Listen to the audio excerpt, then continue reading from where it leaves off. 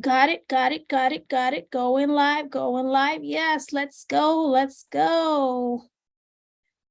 All right, hopefully my streaming buddies over here get a good experience with me tonight. But if not, I have my Insta fam, I have my Facebook people, and I have my LinkedIn. Everyone is good. Hey, hey, hey, everybody, how you doing? Oh my goodness, yes. How is everyone doing tonight? Welcome, welcome to today's day 16. Yes, this is okay, let's see what we got here. All right, let me put a comment in here for people. So this is day 15. Oh my goodness. Why does it seem like it's a lot more than that? It seems like it's a lot more. It's a lot more. But today we're talking about silence is golden. Silence is golden. So what do you do when you're asking so many questions from God and all you get is crickets, silence, like nothing? You're like, what is going on? That's all you get, crickets and nothing. Sometimes silence is actually an answer. Not like sometimes, every time it is. So let's get into this conversation tonight. Let's see how we're doing, Sound check on all social platforms. Let's go. Okay, let's get it. Silence is golden. Hey, Shalise, everyone joining me tonight. Thank you so much for stopping by my live tonight. Tonight, it's day 15 of our, is it day 16? Guys, look, I apologize sincerely if I'm totally getting turned around by the days. But see, this journey has been ongoing and I've honestly stopped keeping track. And today I was trying to measure the days and I'm like, okay, what day are we in? Are we on day 15, day 16? Does it really, really matter though? You start a journey with an intention, with a motivation, and then you get all the way through the journey and you realize that the reason that you started, not that the reason has changed, but it stops being all about that. It's about when you set out to build a business, you want to make money, you want to make ends meet. At that point, you're in survival mode. All you want to do is survive. You want to get those little bills paid. And then eventually the little bills roll over into big bills, and it's like you want to get the big bills paid, you want to get payroll in, you want to make sure that all of the vendors are paid and all of the accounts payable are settled and all that. And then eventually it rolls over and it becomes, okay, now you have a social responsibility to take care of your community. Now you see how it begins to expand. The reason you started was just for you to survive. And then you move from survival to being sustainable. And then you move from sustainability to now thriving in your space. And that is when you know you have arrived. But what about this? I've mentioned all of those stages of growth in entrepreneurship, but let's talk about this growth in your relationship with God. Get into a place where you begin to appreciate the silence that you get from when you go to God and you're waiting on him and you have all these things that you have heavy on your heart and you're like, God, I need direction. I need you to just speak a word. I need you to tell me what to do. Just give me a sign, Lord. I need a sign. And nothing is showing up. There's no sign. Nothing. It's like crickets everywhere. Like you're praying, you're fasting, you're asking, you know you're doing all the right things, all the right activities, and you're waiting on the Lord and you're making your spirit quiet, you're meditating.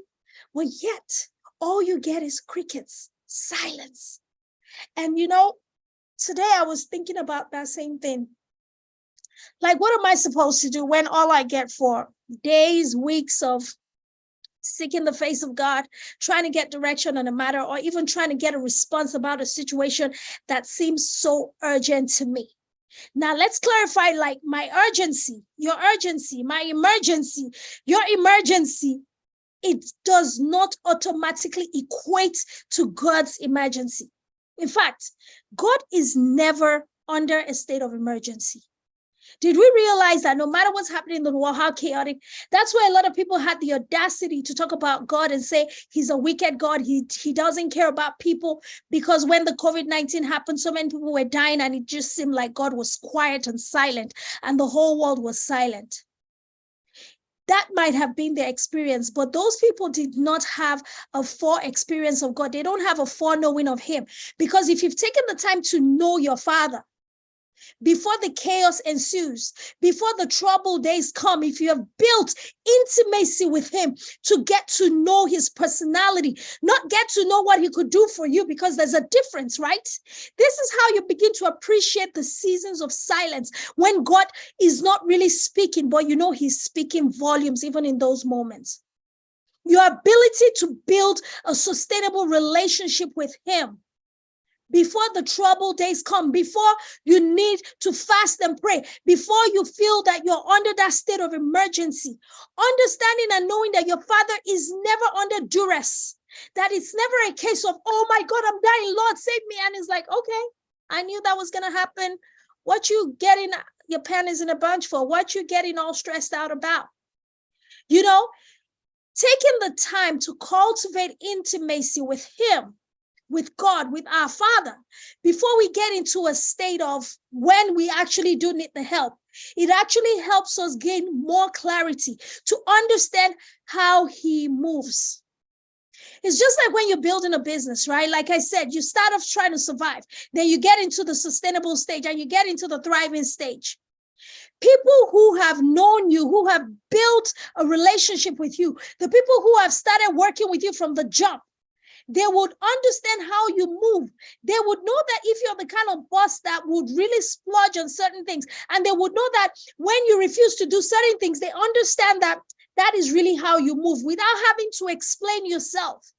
You know, I had a post made a couple of weeks, I don't even know when, and it was just so resonant to me. It's like, surround yourself with people who you don't have to explain yourself to, who just get you.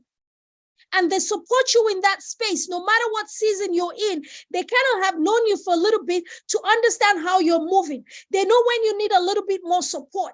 They know when you need some encouragement. They know when they need to swoop in and just do stuff for you.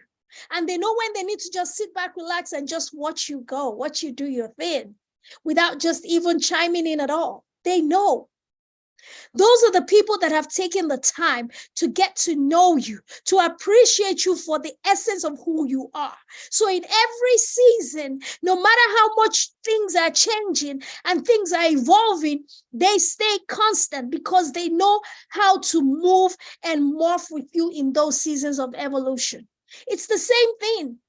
If you're used to praying and getting all your prayers answered so quickly, and then you get into a space or a day like today when I'm like, okay, God, there's no word for today. I really don't want to get out there and speak some type of blasphemous stuff and tell people this is what I have for today, and there's really nothing. And I just heard it in my spirit, like sometimes silence is golden. And I'm like, ooh, that's so true. Silence really is golden, because sometimes just being silent and quiet in a space, just to be there, just to exist in that space with God without any expectations, but just knowing that he is still God, that things are still moving on, that everything is still working out for your good, even though it seems like the whole world has come to a full stop or a standstill, and everything is like, and you don't even quite understand. You don't hear, you don't feel anything. There's no momentum. But even in the midst of no momentum, I promise you there is a lot of movement. There is a lot of growth. There is a lot of activities that are happening. So it's always good for us. Sorry, I don't know. What's in my eye? I just feel this in my eye. Okay. It's always good for you guys to understand that intimacy, relationship, knowing, understanding, building that connection with people, with God, allows you to appreciate every season that you go into with those people. Right now, we're talking about silence being golden when it comes to your vertical relationship with God. It's not about people right now. It's about your intimacy with him. It's about knowing that when you don't hear him speak, then there's a reason. And you have to trust even in the midst of that. Like we talked about yesterday, trust is a must. Yes. When it's seasons of silence and just nothing coming through to you from God, it doesn't mean he has forgotten about you. It doesn't mean he doesn't care about you or he cares less about you in those times. It just means that that's just a strategy for that moment for you. It's our job, it's our duty, my duty, your duty to stay connected still, to hide ourselves, to stay within the space that he has provided for us, to keep ourselves within the perimeter of his safety, to stay within the secret place to understand that whether or not he's speaking, I know my Father. I know who he is. I know in whom I have believed. That is what Apostle Paul talked about. So sometimes silence is absolutely golden, because that is the time where our connection to God gets tested. Hey, Shiram Batik, how are you? Thanks for joining me. So, ladies and gentlemen, there's not much tonight. We can't go too far with this conversation because all I got for you is silence is golden. You need to dissect that for yourself. What does that mean to you? What does it mean when things are quiet, when business is slow, when nobody seems to be checking for you, nobody's looking your way, everybody seems to be ignoring you, life is in obscurity for you? How do you deal in those moments of obscurity and silence? I say that's the time to dig deeper and just really hunker down on building more of your relationship with God, and let him take you deeper into a space that when you eventually come out of the season of silence, because eventually God always breaks his silence. I mean, he likes to talk to us. He really, really likes to talk to us. He loves to communicate. But there's times when he chooses not to. But it does not negate his power. It does not negate his sovereignty. It does not negate his effect. It does not negate anything about him. It actually makes him greater.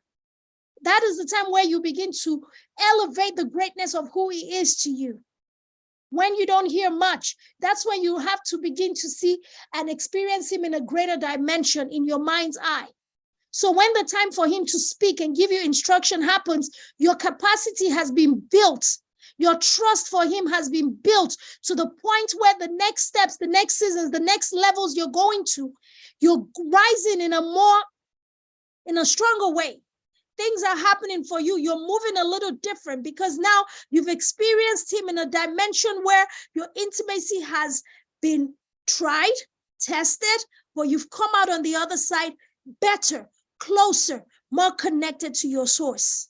So guys, silence is actually always golden. And let me round it up by saying this, and this is a lesson for me in this. Silence is golden even towards some human beings. It's not everything that we have to respond to. Dr. O is not everything you have to respond to. There are times where people are going to come and try and test you. And they're going to do things that are going to be very hurtful and painful. And you just want to fight back. You just want to give them a clap back. You want to use your mouth. Me is my mouth. It's not really my hands. I can't fight for anything. I don't even know. But I got this weapon, but I have to choose to use it for good always. It's not always I'm a clap back with my mouth. So silence sometimes is golden. Just because you don't say anything, it doesn't mean you don't have anything to say. And just because you choose not to say something does not make you a fool. So understanding that sometimes your golden silence actually puts you above, not beneath. Wisdom. Lesson I had to learn. So many times God was trying to teach me this lesson. You know what they say, that the greatest gift you have sometimes can be the greatest weapon that will be used against you. Trust me, I know. And God has been trying to teach me that sometimes, child, you just got to be quiet. Just don't say nothing. It's not because you don't have much to say. I have given you the gift of speech. I've given you the oratory gift for you to be able to effectively communicate your thoughts, whether good or bad. Like I can literally communicate my discomfort or my dissatisfaction with the highest level of vocabulary that you would think I was speaking some Harvard English, and I am really insulting you. I can communicate at that level. That is a grace upon my life. But God has taught me that just because you have the ability to do that does not mean you should ever do that. I did not give you this gift to use it as a weapon. I gave it to you to bless the world around you. And sometimes the enemy will want to come in and exploit your weakness, because your strength can also be your weakness. Samson was strong and his strength was in his hair, but that was also his weakness, because once the hair was chopped off, he was done. Until God graced him and the hair started to grow back and the strength came back. But the area of his strength was the area of his biggest weakness. So the area of our highest strength, excuse me. Excuse me. The devil is a liar. The area of our highest strength can be the area of our biggest weakness. So I, of all people, can tell you this for free. Silence can always be golden. You can never go wrong with silence. So we've talked about silence in 3 dimensions, right? We talked about it when God is silent. We've talked about it when you need to be silent. And we've talked about it when the world is silent around you. The biggest part is understanding how God moves. When you have intimacy with him, you understand that in the seasons of his silence, there's a lot being said and there's a lot that you can do because you know your Father. When the world is silent around you, that's not the time to start engaging in shenanigans just to get their attention back to you. That is the time for you to sit back, relax, re-strategize, and see what else needs to happen. Build yourself back up. So when the spotlight gets back on you, you come out stronger. And then when people come against you personally, when you undergo personal attacks, a lot of times, you trying to defend yourself, you trying to fight back, clap back, and do all these things, will actually work against you. But you engage in the gift of silence, I think God fights harder for us even when we're silent. Not that I think, I know he does. Because one thing that we need to know about our Father is the fact that when people come against us and they speak false or they insult us or they do things, the thing that we don't realize is it actually upsets him more than it upsets us. It's like, think about it, you're a parent, you have children. Somebody comes and says something to your child, say something false about them. Don't you just feel the need to rise up like a giant and just swallow them up like a tsunami? Like, who do you think you're talking to? That is my child. So think about it. If you as a parent in this earthly body can come to the defense of your child in that manner, what do you think God will do for you? If you just stay silent, hold your peace, and let him fight your battles for you. So guys, in all ramifications, I'm glad that today's word came. It came really, really late, but I'm glad that it still came. Silence is golden. It's a gift, even in many cases. All right, guys, thank you so much for hanging with me tonight. This is day 15 or 16. I'm going to figure those days out. But y'all know the 21-day challenge is coming to a close. We have Thursday, Friday, Saturday, Sunday, Monday. We have 5 more days to go, people.